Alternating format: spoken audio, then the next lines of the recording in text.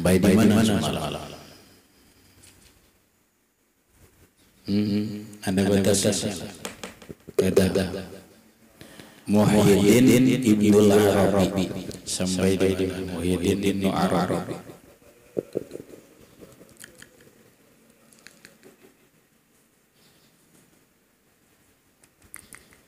Apa ujian?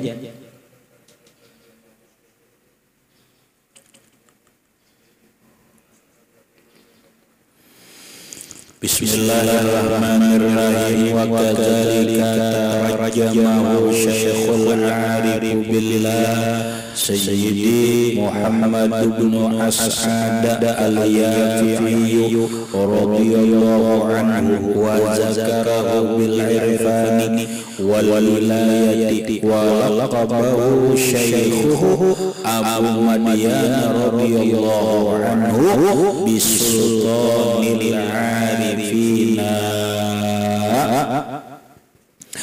wa kadzalika, dan demikian juga tarjamahu menerjemahkan. Paham? Arti menerjemahkan paham. Membikin biografi. Paham biografi? Riwayat hidup.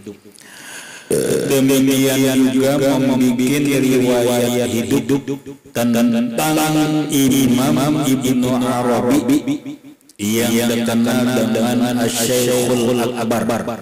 Siapa yang membikin riwayat hidupnya?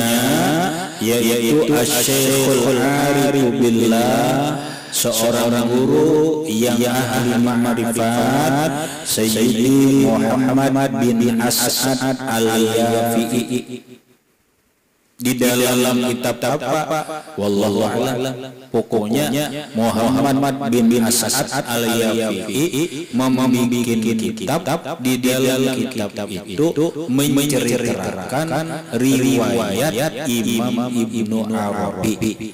Beliau menyebutkan zakarahu bil irfan, menyebutkan Imam Ibnu Arabi itu orang yang ahli ma'rifat, wal wilayati, dan wali besar, wal laqab, berikut wal laqabahu Asy-Syaikhu Abu Madyan, wal laqabahu Syaikhu Abu Madyan radhiyallahu anhu bisultanil arifin, dan memberi gelar terhadap Imam Ibnu Arabi Asy-Syaikhul Akbar Ibnu Arabi oleh seorang wali besar yang terkenal dengan sebutan Abu Madyan dengan gelar Sultanul Arifin, rajanya orang ahli ma'rifat. Seorang ulama besar, wali besar bernama Imam Abu Madyan. Imam Abu Madyan al-Maghribi, dari daerah Afrika Maroko. Imam Abu Madyan beliau memberi gelar kepada Asy-Syaikhul Akbar Imam Ibnu Arabi dengan gelar Sultanul Arifin, rajanya orang yang ahli ma'rifat.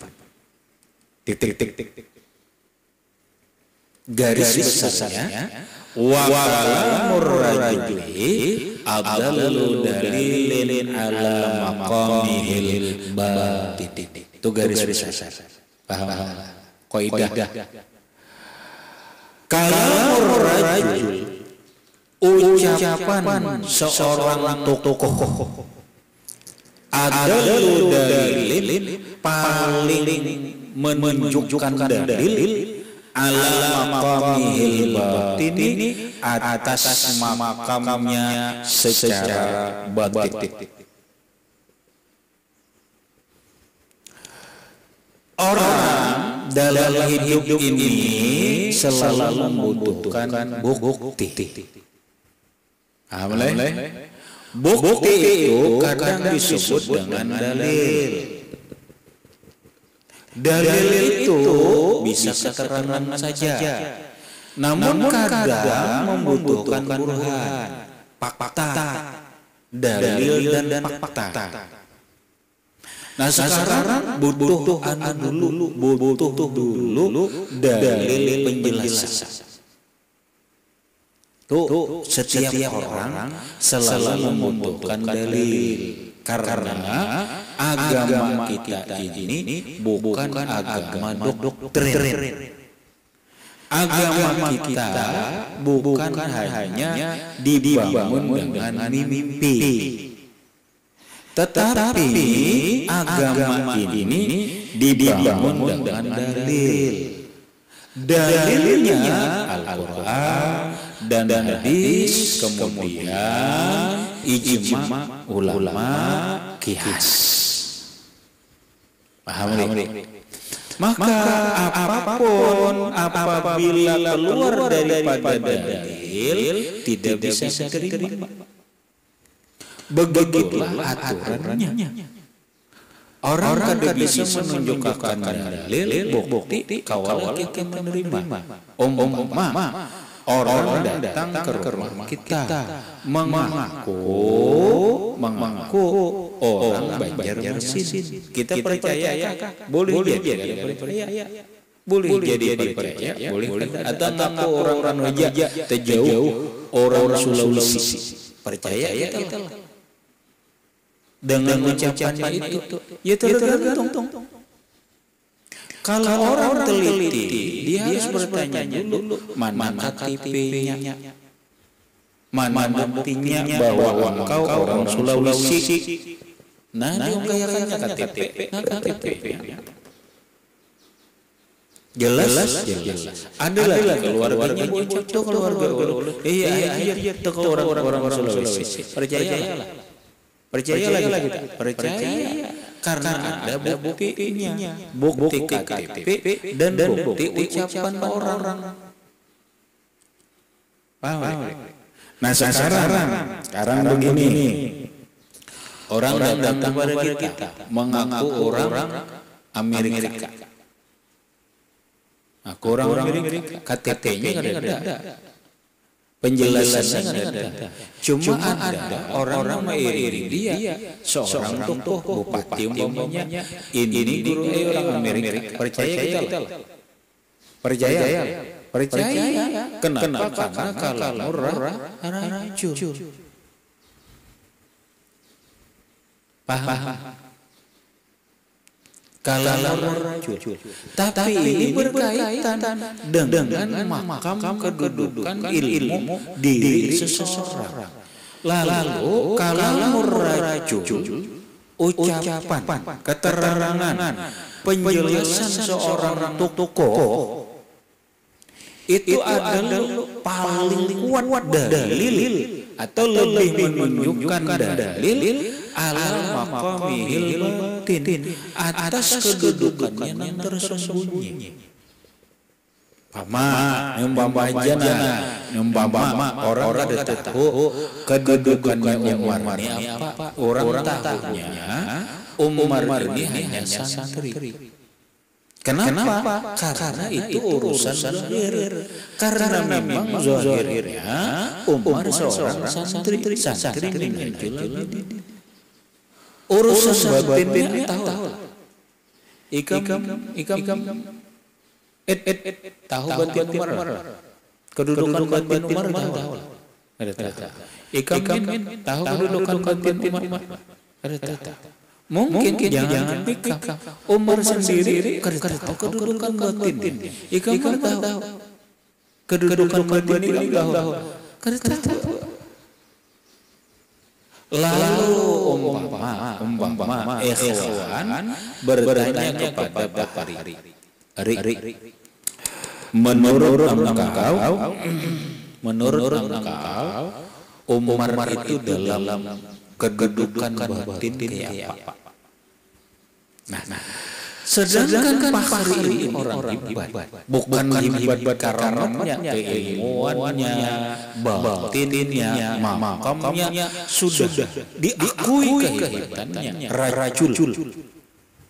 Lalu Fahri berucap, wan ikam tahulah, walaupun ikam bakawan lawan Umar sudah lawas, nang ikam tahu itu hanya zahirnya Umar.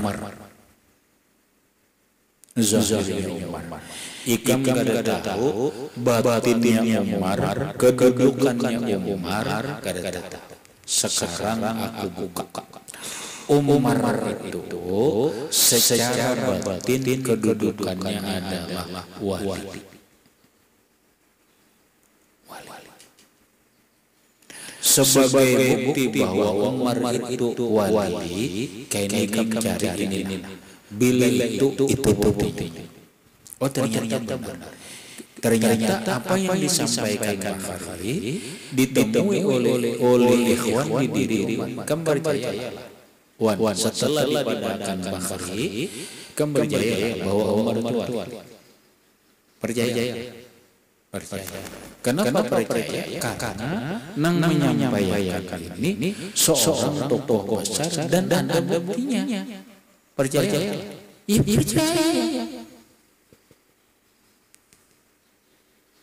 percaya. Lah. Asal orang ini benar-benar jujur, bisa memberikan keterangan benar, nang jelas keilmuannya, makamnya ternyata benar. Dan inilah yang sekarang kadang terjadi begini. Orang kadang-kadang tidak tahu kedudukan seorang, lalu bertanya kepada racun, bertanya kepada orang yang hebat. Kadang mustahil benar, kadang mustahil ikam menjadi tuan guru, lalu orang bertanya, hebat itu nah hebat. Menurut dia itu hebat luarnya aja, dalamnya biasa saja, itu nambah begitulah. Paham.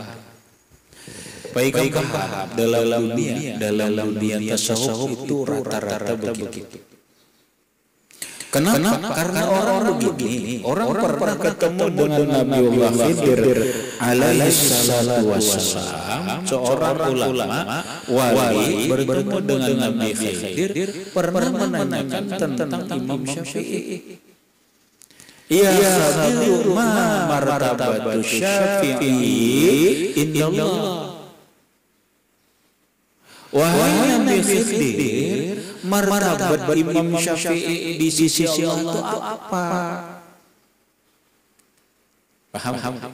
Secara zahir Imam Syafi'i itu imamul azam, imam besar dalam fikih. Beliau seorang mujtahid. Bahasa kita tokoh besar dunia. Iya, secara zahir. Secara batin itu di sisi Allah. Ini pernah dipertanyakan orang tentang Imam Syafi'i kepada Nabi Khidir, ma martabatu Syafi'i, apa martabatnya Imam Syafi'i? Faqala Nabi Khidir berkata, huwa asy-Syafi'iyyu autadul arti.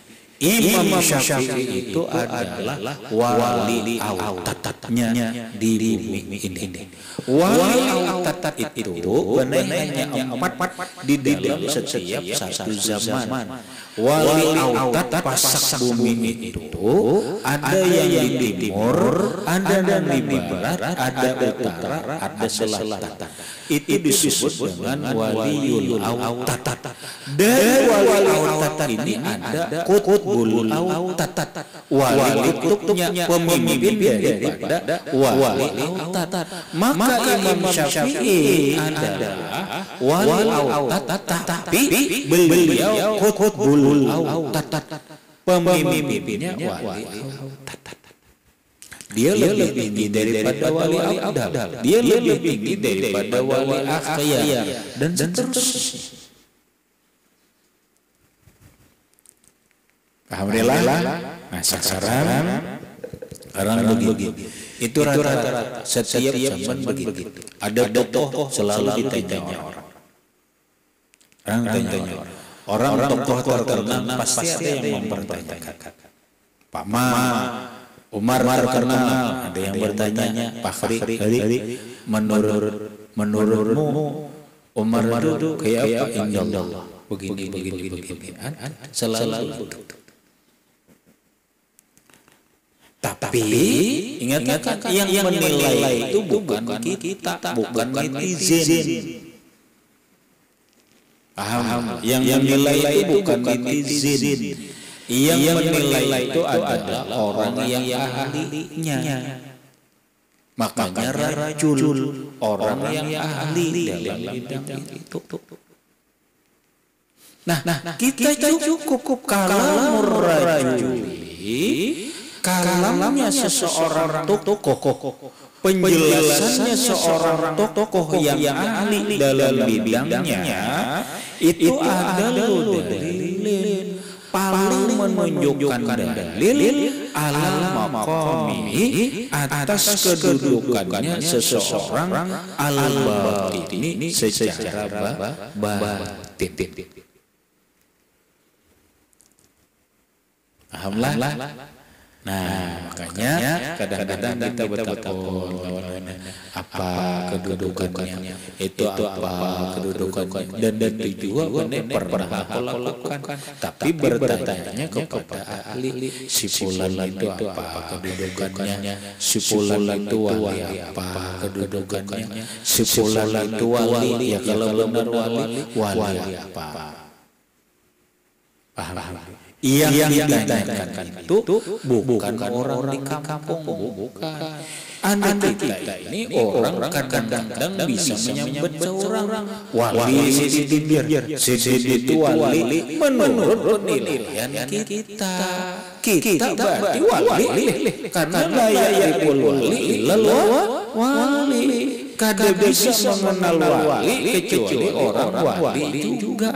Maka hati-hati ingat, kita jangan sampai mengeluarkan kata-kata, mengeluarkan tulisan yang memberitahu menyatakan bahwa si fulan itu wali hanya sekedar persepsi kita, hanya sekedar nilaian kita.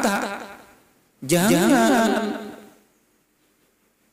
Itu namanya salah, bikin salah. Karena kaidahnya la ya'riful wali illal wali. Maka ketika kita bisa menilai seseorang itu wali dengan penilaian kita, maka itu seakan menunjukkan bahwa diri kita itu wali. Karena tidak bisa mengenal wali kecuali wali juga. Paham? Ini karena kadang-kadang sekarang banyak orang sedikit-sedikit wali, sedikit-sedikit wali, apalagi bila rambut panjang, pindah di baju kuning apa wali.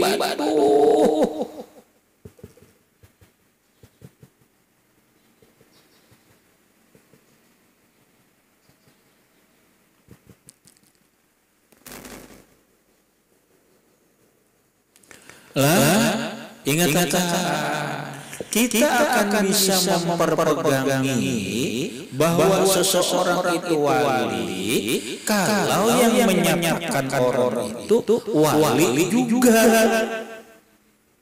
Tuan guru menyatakan kan ada tuan guru wali yang menyatakan itu wali.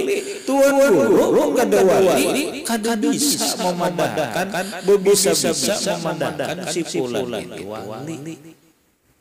Kamu banyak bertanya si fulan itu wali. Aku jawab ada tahu. Kadang-kadang adalah adri aku kada tahu. Orang yang memandangkan wali, orang memandangkan wali itu dasarnya apa?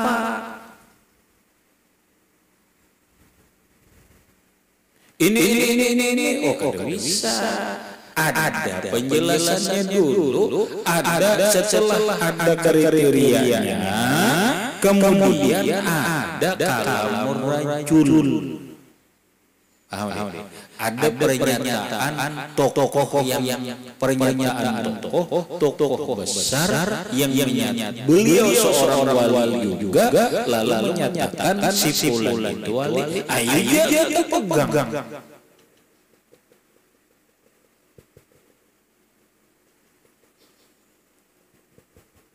Ayo kita pegang. Makanya kita kadang-kadang alih mailangi seseorang dikira musuh aja bilang wali biar aduh hai seakan melegalisasi padahal orangnya bilang benar jangan keluarga wali dia si anu bilang itu kadang-kadang ukuran wali itu bukan tuan guru bilang nang wali ukur itu mitiran mau ukur orang itu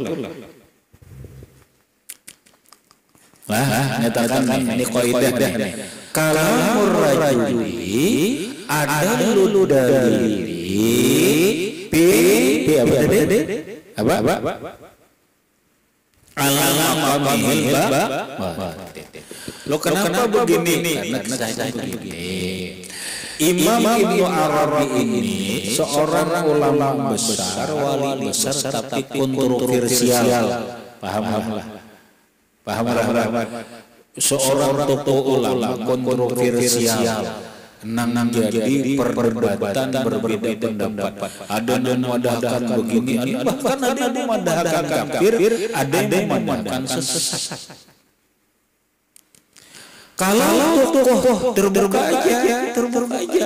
Kalau tokoh Wahabi mulai zaman dulu sampai sekarang, tokoh Wahabi itu pasti mengatakan Ibnu Arabi itu sesat.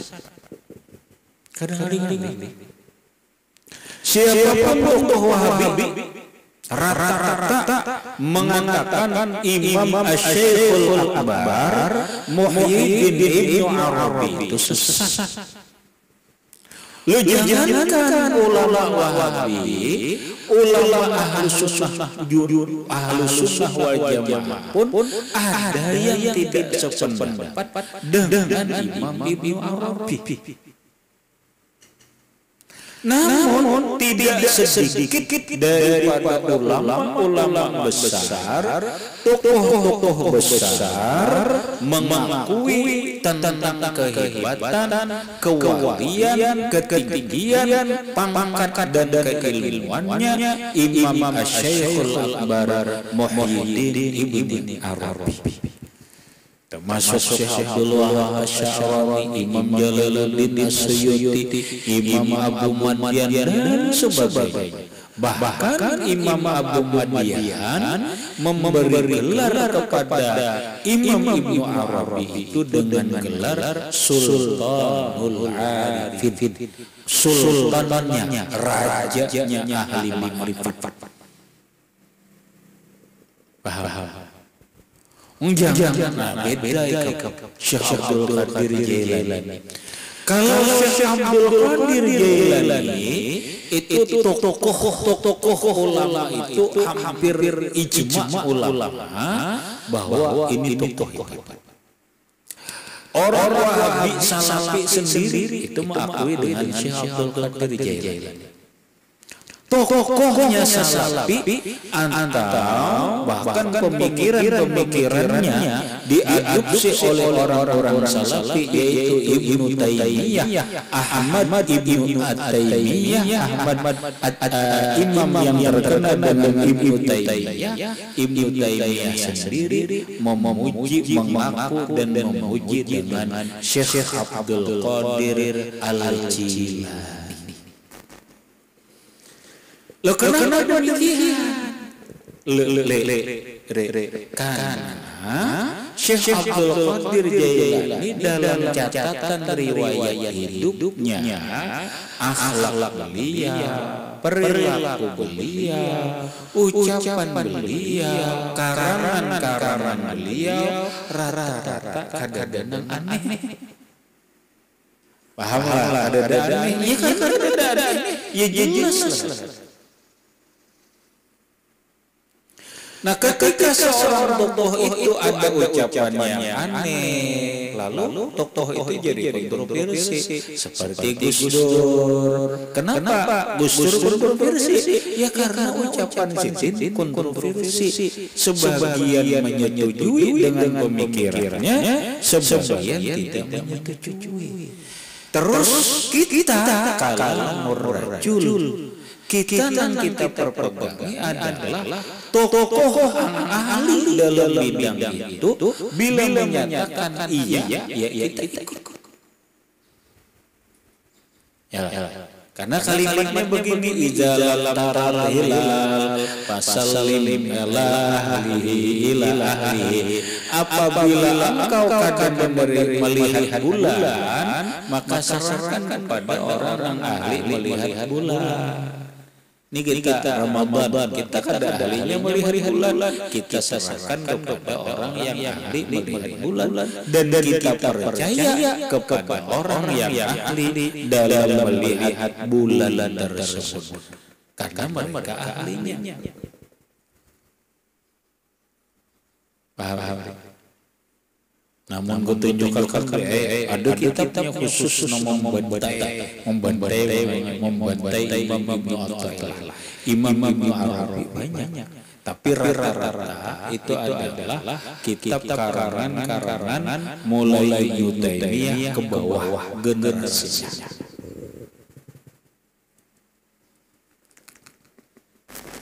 Habis. Wa quturuhu masyhuratun bayan nasi. Kitab-kitabnya Imam Ibnu Arabi itu masyhur di kalangan manusia. Nang sangat masyhur itu adalah kitab Futuhul Makkiyah 4 jilid. Itu kitab nang kedua kitab Ibnu Arabi nang masyhur itu adalah Fususul Hikam. Ini kitab-kitab Ibnu Arabi banyak kitab Ibnu Arabi. Cuma nang masyhur kitab karangan Ibnu Arabi itu adalah Futuhul Makkiyah, Fususul Hikam, kemudian Syajaratul Kaun, kemudian Kitabul Yaqin, Kitabul Wasaya. Itu karangan Ibnu Arabi. Bahkan ada karangan Ibnu Arabi yang berbicara masalah cinta, ngarannya Lawazimul Hubbi. Karangan Imam Ibnu Arabi, kitabnya tipis. Bahkan Ibnu Arabi mengarang kitab catur, ngarannya kitab Asy-Syatrajil Arifin, caturnya orang ahli ma'rifat. Caturannya orang ahli ma'rifat. Itu kitab-kitab kada boleh dibaca, kada boleh dibaca. Kada paham sekilas paham tapi kada paham. Itu kitab tingkat kedua, bahasanya tingkat kedua. Masyhur. Jangankan benar kita kadang ulama sendiri kada paham dengan karangan Imam Ibnu Arabi. Dikira mudah membaca kitab Futuhul Makkiyah, sulit bacanya ngali. Baca kitab Syajaratul Kitabul Yaqin ada Imam nang Yaman itu dibaca adalah Al-Wasaya. Kitab karangan Imam Ibnu Arabi Al-Wasaya. Tabal ini kayaknya kawa balai Al-Wasaya. Kitab wasiat Imam Ibnu Arabi. Ini bagus. Nah itu kadang-kadang dibaca. Nang lain Fususul Hikam, karangan Ibnu Arabi Fususul Hikam itu rumit dibaca. Namun harus dipahami adalah kitab Imam Ibnu Arabi itu masyhur. Jadi mun hendak mengkaji salah ujurnya itu kaji itu. Di mana salahnya?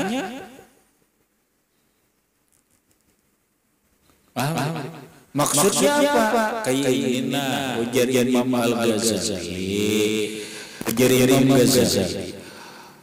Kita ulang bahasa dulu. Dalamnya laut tidak bisa dikira atau diukur. Dalamnya pemikiran seseorang itu tidak bisa diukur. Walaupun seseorang itu akalnya, pemikirannya itu bisa diukur dari ucapannya. Kenapa? Lidah cerminan akal. Sekali lagi, lidah cerminan akal.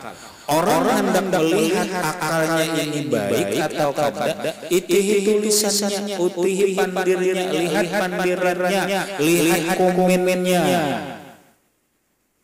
Kalau komennya kada jelas, kada baik, itu menunjukkan akalnya. Karena lidah cerminan hati, lidah cerminan akal. Jadi jika ingin mengukur berapa jauh ilmu seseorang, berapa baik diri seseorang, berapa baik pemikiran seseorang itu, lihat bahasa yang keluar dari ucapannya, lihat bahasa yang keluar dari tulisannya, lihat sikap yang keluar dari dirinya. Itulah cermin akal dan diri seseorang. Imam Al-Ghazali rahimahullah ta'ala, beliau memberikan keterangan begini. Kalau ingin mengukur seberapa dalam ilmu seseorang, seberapa cerdas otak seseorang, lihat karyanya. Lihat karyanya. Karya apa? Karya itu ada dua. Ada karya tulis, ada karya orang. Ada karya manusia. Nah yang kita lihat karyanya, lihat muridnya. Karena murid itu adalah karya gurunya. Lihat pemikiran muridnya, lihat akhlak muridnya. Maka pemikiran murid, akhlak murid itu adalah karya gurunya. Guru nang bikin karya itu.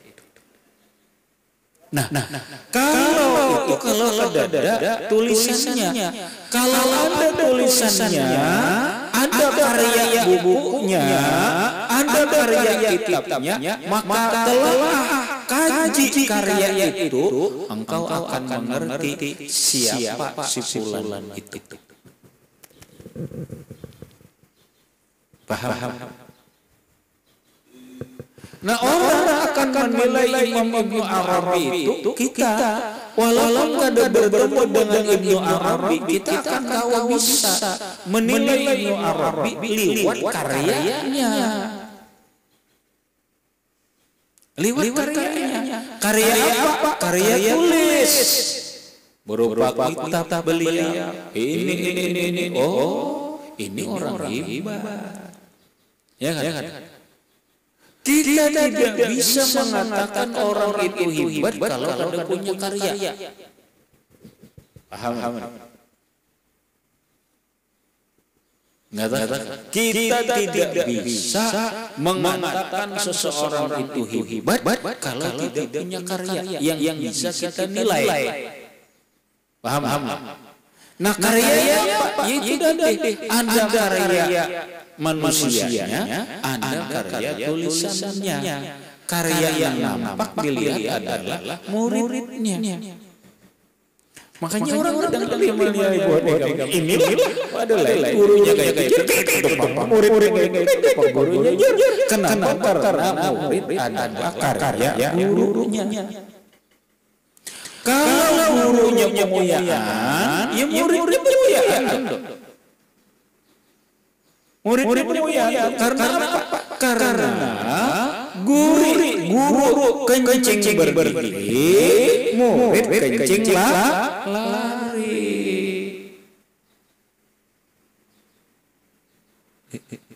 Lah kita menilai seseorang itu hebat lewat apa? Hebat. Ya lewat apa hebat? Dia banyak murid, belum tentu orang banyak murid itu belum tentu hebat. Terus ya karyanya karyanya itu murid nang di karyanya itu muridnya kayak apa, pemikiran muridnya kayak apa, akhlak muridnya kayak apa. Oh hebat, ternyata benar. Oh hebat guru. Oh di mana lagi kita menilai karya tulisnya? Dia ngarang buku, dia ngarang kitab. Kita baca pokoknya, kita ngarang, kita baca telah. Oh benar, ini hebat. Baru kita akui bahwa seseorang itu hebat. Imam Ibnu Arabi tidak cukup dengan ucapan ulama-ulama yang hebat. Karya beliau ada, karya tulisnya ada, kitab karangan beliau ada. Silakan kaji. Maka dengan mengkaji karyanya, membaca, menelaah, mengkaji karyanya itu baru kita akan menyimpulkan bahwa si fulan ini begini. Paham? Ini yang dimaksud kutubuhu masyhuratun. Kitabnya Imam Ibnu Arabi itu masyhur. Habis la siyama di Rom, apalagi di negeri Rom. Rom ini di mana? Bukan Romawi iya, tapi Rom ini daerah Turki. Paham? Rom ini daerah Turki. Inilah yang disebut dengan Imam Jalaluddin Ar-Rumi. Jalaluddin Ar-Rumi itu dari Turki. Orang-orang Turki Maghribi, itu masuk Maghribi, itu pasti mengenal siapa Ibnu Arabi, karena Ibnu Arabi sangat terkenal di daerah Maghribi. Orang-orang Romawi, orang-orang sekarang menaik karya ini jenah Imam Jalaluddin Ar-Rumi, seorang tokoh sufi besar, itu pengagum Ibnu Arabi. Orang-orang Barat itu mengkaji karyanya Imam Ar-Rumi, di antaranya adalah kitab Al-Masnawi. Oh ternyata orang-orang Barat mengakui Islam itu. Seandainya tanpa Quran dan hadis pun itu akan diakui lewat karyanya Jalaluddin Ar-Rumi. Paham? Artinya apa?